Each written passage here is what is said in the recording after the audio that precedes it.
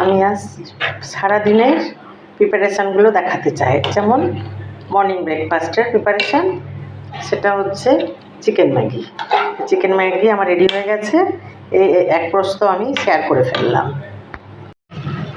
বিরিয়ানির মাংস রেডি হচ্ছে, তৈরি করছি আলু পটলের দম।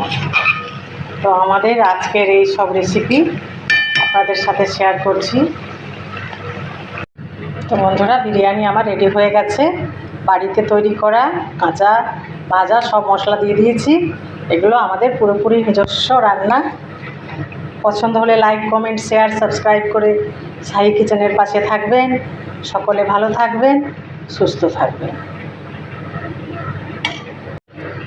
বিরিয়ানি আমার রেডি হয়ে গেছে। যেমন দেখতে তেমন খেতেও সুন্দর হয়েছে বন্ধুরা, অতিরিক্ত সুন্দর হয়েছে। আজ আমার সমস্ত পর্ব আমি দেখাবো, যা যা তৈরি করবো সারাদিনে।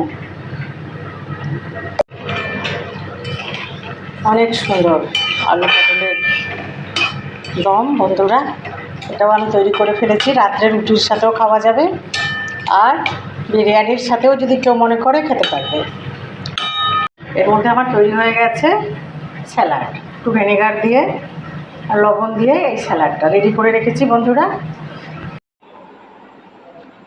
রাত্রে রুটিও রেডি হয়ে গেছে, তার সাথে সাথে শেয়ার করলাম।